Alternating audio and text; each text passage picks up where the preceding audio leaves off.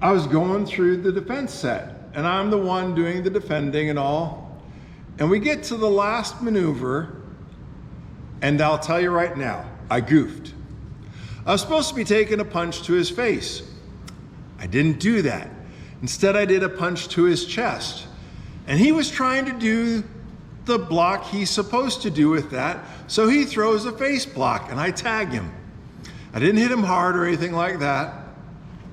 And he's like, do it again. And we go through it again. And I lightly tag him. He goes, no, hit me harder, man. If I'm gonna mess this up, I deserve to be hit. Hit me harder, hit me harder. And he's pulling his military kind of maneuver on me there. It's like, okay, no problem. I'm not gonna hit him harder. I do it one more time, and the sensei comes over and he's watching us. The sensei is missing that I'm doing it wrong. And sensei says, yeah, go ahead and do it one more time. And Mark's really, really mad. Just deck me, man. And I'm like, no, I'm not gonna deck you. This time I realize my mistake. And I throw the punch to the face. He blocks and comes in with a roundhouse. Now, I don't do what I'm supposed to do next, because if I did that, I'm gonna so get clocked good and hard in the jaw. Instead, I remember, turn away so I'm going through with the flow of the punch, and just drop all your weight so there is nothing rigid about you. Let it flow through you. Yes, it hurt a bit, but got up, no problem. I wasn't knocked out. Remember that picture of what took place when it didn't all go right together, because we're going to be experiencing something like that in the middle of Acts chapter 10. So in Acts chapter 10, starting in verse 1 and 2, it says, there was a certain man of Caesarea named Cornelius, a centurion of what was called the Italian regiment, a devout man and one who feared God with all his household, who gave alms generously to the people and prayed to God always. And we get from this a context. We understand, one, we're talking about Roman, the enemy, the one who's been oppressing the Jews. And yet, this is a special guy. It's not just him. It's his whole household that fears God. I tend to think it was his whole household that feared God because of the example that he gave and led with. And if we jump forward to verse 9, the next day, as they, Cornelius' servants, went on their journey and drew near the city, Peter went up to the housetop to pray about the 6th hour. Cornelius gets a vision from God and gets told in this vision, send to Joppa for Peter. Cornelius has no idea, one, who Peter is, let alone two, where he's located at. And back then, there's no GPS. Peter had just traveled to Joppa, as it happened to be. And that's where the angel told Cornelius, this is where you send somebody. If you had a GPS, maybe you could be tracking Peter and find out, okay, Peter's going from Jerusalem to here, he's in Joppa tomorrow. Okay, we now know where to send you. Nothing like that's going on. Cornelius, good guy, fears God, still on the enemy's side. Does what he's told to do, sends for Peter. Peter is the guy being sent for. He's getting hungry and goes up on the rooftop. So we understand, all right, Cornelius acted. Peter, he's just acting on hungry, and sometimes when you get hungry, you also get sleepy, so he does the sleepy thing. He goes to sleep. But then in verse 10 and 11, Peter became very hungry and wanted to eat, but while they made ready, he fell into a trance and saw heaven opened and an object like a great sheet bound at the four corners descending to him and let down to the earth. So that's the part that we're all good with. But then comes the part we're not all good with, and we have a reason. Verse 12, in it were all kinds of four-footed animals of the earth, wild beasts and creeping things, and birds of the air. And a voice came to him, rise, Peter, kill and eat. But Peter said, not so, Lord, for I've never eaten anything common or unclean. And we get that, and we sort of get at the same time, Peter, what are you doing mouthing off to God? And from our perspective, that's all we hear about it. God lowers down this sheet. It's full of four-footed animals. And Peter says, no way, God or Lord. And that, okay, we're going to get into Lord in a little bit. But that's not really the kind of response you'd think Peter's going to give to the Lord. Unless you know where Peter's coming from. Hebrews 11:37. And this gives us a little bit of an understanding of his thoughts, and I'll give us more in a minute. Verse 37, they were stoned, they were sawn in two, were tempted, were slain with sword. They wandered in sheepskins and goatskins, being destitute, afflicted, and tormented. And what we're talking about is the faithful of the Old Testament. Jews who were willing to face these different kind of trials. Whoa. Jews that were told, deny your Judaism or you die. Actually, we sort of feel guilty about that. Eat this little bit of pork or you die. No, we don't want to ruin your reputation.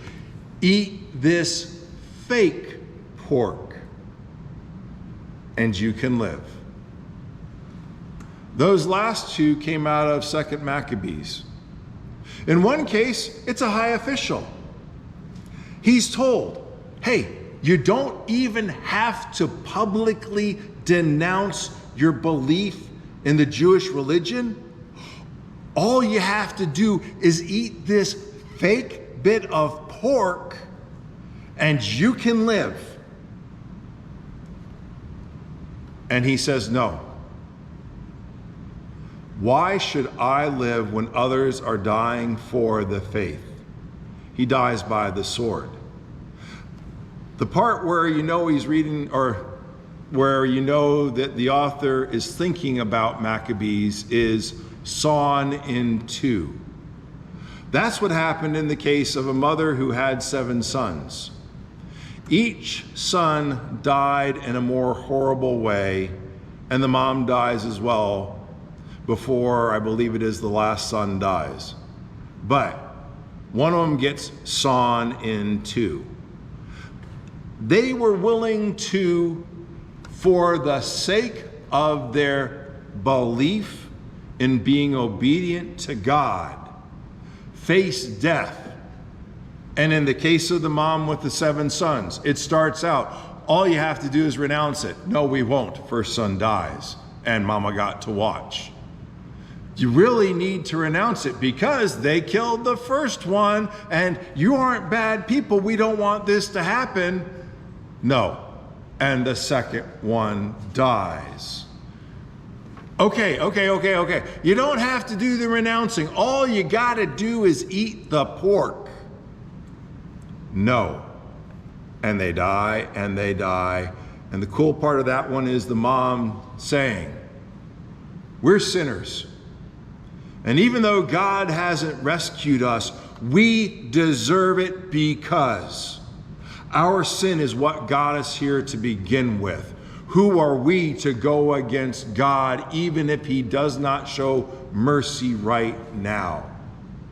And that's what the mom said before she died. So Peter isn't just saying, I'm not going to kill and eat those uncommon animals, those unclean animals. Peter's thinking about heroes of faith because Hebrews 11 is the heroes of faith chapter.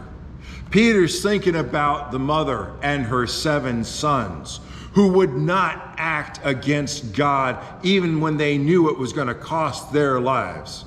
So when Peter's saying, no, Lord, Peter's thinking about something in particular. And that thing he's thinking about is a little bit like the kata, or this defense set. Because a kata, that's practicing without an opponent. A defense set is practicing with an opponent where you're playing your part they're playing their part. You do one set of maneuvers, they do another set of maneuvers. It's all staged. They were stoned, they were sawn in two. That's not a staged kind of thing. This was a reality for those who came before Peter. Peter lives under a different system. And when I say lives under a different system, there was a change. That change was Calvary. Peter was no longer under the old law. Peter's not realizing the mistake he's making. He's locked into doing the exact same thing over and over again, just like Mark was.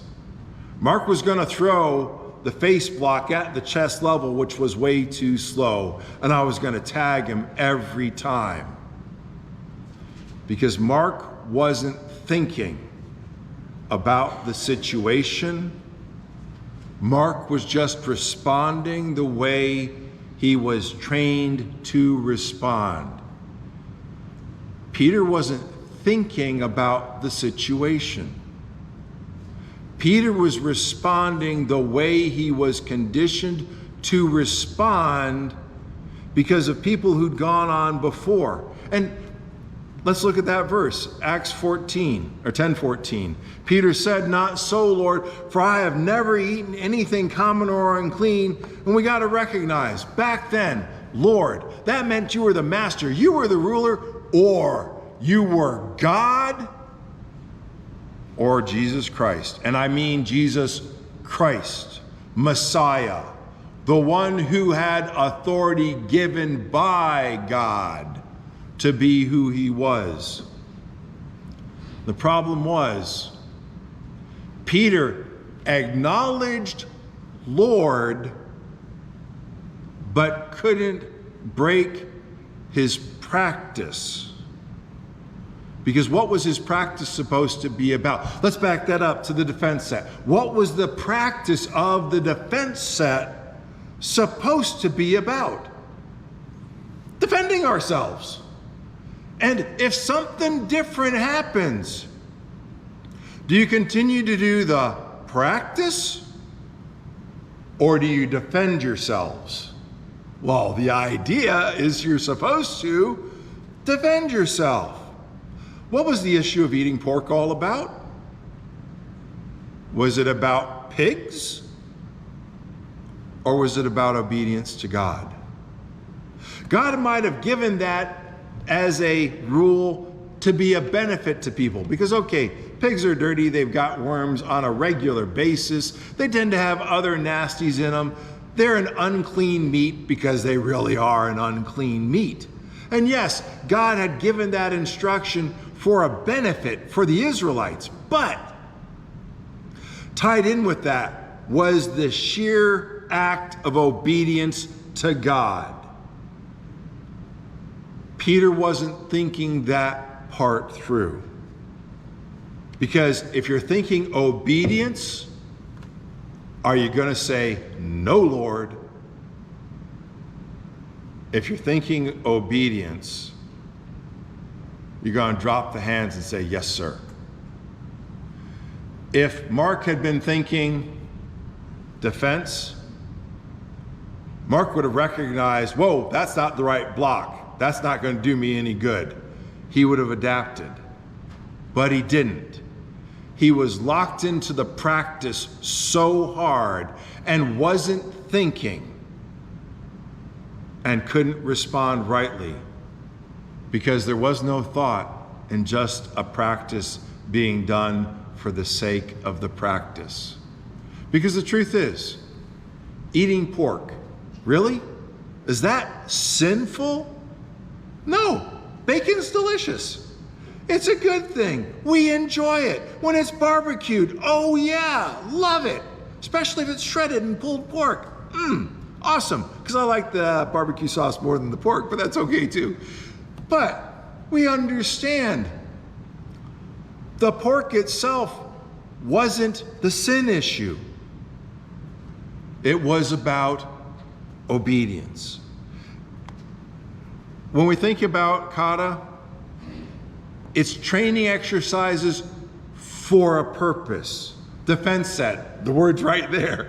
Defense. Kata, it's learning the basics better and better so you can apply them in a real situation. Sparring, it's taking that training one step farther because now you've got to apply what you've learned. You're applying the punches, you're applying the kicks, you're applying the blocks. Because you're dealing with an opponent who's reacting just as spontaneously as you are. Now, it's not just the practice. It's the practice with the purpose and application. Because the opponent there is real. What Peter should have been learning all along wasn't don't eat pork. It was be obedient to God no matter what it costs you. Because they weren't avoiding the pork back then because it was so sinful a thing. They were avoiding the pork back then to be obedient to God no matter what it costs them. And that's what we miss it because we don't give God the authority he should have in our lives. Just like Peter missed it when he didn't give God the authority to tell him to eat the pork, to tell him to eat the unclean animal.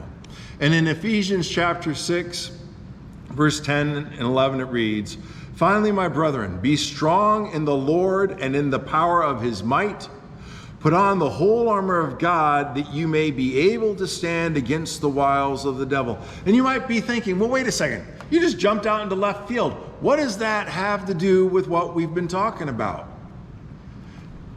It has everything to do with what we're talking about, because the problem is, how serious are we taking what this passage has to say? Are we looking at God with his authority, his power? His authority and his power to tell us what to be doing that's right. And looking at it from the obedience standpoint. Because if we move on to verse 12, "For we do not wrestle against flesh and blood, but against principalities, against powers, against the powers of the darkness of this age, against spiritual hosts of wickedness in the heavenly places." And where are those attacks occurring? They occur in the elementary school. It's called sex ed. And this is how you have sex safely. And even when you're talking about this in front of a judge, they'll tell you, okay, this is how you have safe sex. And you back them up and say, wait a second. I thought you said there's no such thing as safe sex. Yes, you're right. There is no such thing as absolute safe sex. And then they will continue on with the same message. A message that's getting delivered directly to children. Because this is how you do the following. And it's a whole how-to on stuff they're not prepared to deal with. And it doesn't stop there. Because I can remember when my kids were only 5 and 6 years old and going to shop in a store, I'm not going to name the store, and I'm looking at all the pictures that they're advertising stuff for, except you're wondering, what are they advertising? Little girls wearing skimpy outfits. You know what they're advertising for? Early sexualization of children. Why? Because they know what sells and they want to get them conditioned early. Satan doesn't wait until people are full-blown adults to start the attack. It's not just there. We know that it's on the radio. We know it's on TV. It's embedded in the movies. It's on the internet. You don't want to talk about. I don't want to talk about the stuff you can get to from the internet. I even had a problem back when I was doing instructional work as far as setting up people's courses. Because the university was initially blocking this one site. And it was about structural, I don't remember what, out in the desert. And this teacher wanted to include this short clip. And she couldn't. And Well, I can't tell you. It's the university is blocking. And I said, well, okay, tell you what. Let me check this clip out. And I checked the clip out, and I did a search on the clip. And the search took me back to a news agency. Okay, cool, there's nothing wrong with news.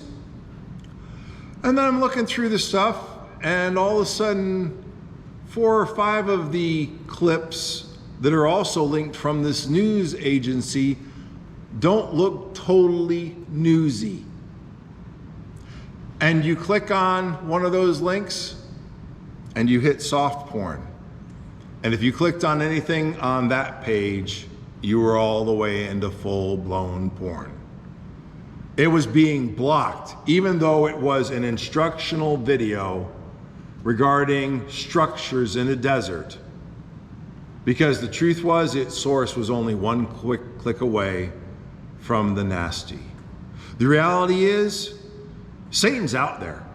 He's attacking on all fronts. He doesn't wait till you're fully adult, fully prepared.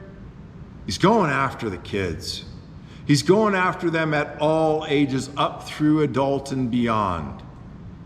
Why? He's out to win. He's taken the battle seriously, and he's taken people down. Are we taking it seriously?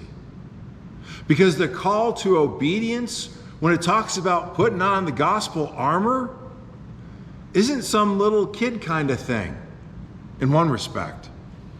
It's serious as life and death, spiritually speaking. Because if a kid gets caught into drugs, gets caught into sex early on, it gets a lot harder the older they get. Because they start out thinking, well, this didn't hurt anybody. No, you got hurt. You just don't know it yet. We're called to be dealing with this. We're called to be thinking about it. It's not just enough to read the passage that says, put on the gospel armor. The Kata was there to help if we thought it through and then applied. Just like sparring is there to help us be thinking about the active. When we're reading scripture, we need to read it the same way, as though it's got a real active purpose. No, not as though. It has a real active purpose. If we don't have the blinders on and aren't ignoring what's going on around us every single day. We improve, and okay, in the case of sparring, we prove our preparation every time we walk out this door, or we prove the opposite. Sparring is a safe way to prove what you've learned. We come together, we have classes to discuss what we sometimes face in life relative to God's word, to help prepare us for when we go out into the world and face it when the kid gloves are off. We have a choice to actively work with what we're told. And bringing back up Ephesians 6:13, when it's telling us to take on that whole armor, because the attacks are coming from everywhere, aimed at everyone. And when are they coming? Nonstop. That now is an always on. We either choose to be obedient, and that begins in baptism, but we continue to make that choice daily, because Satan's out there attacking daily. If our defenses aren't up, we're going down. If you need to take on Christ in baptism, or you need the prayers of the church, you're welcome to come as we stand and sing.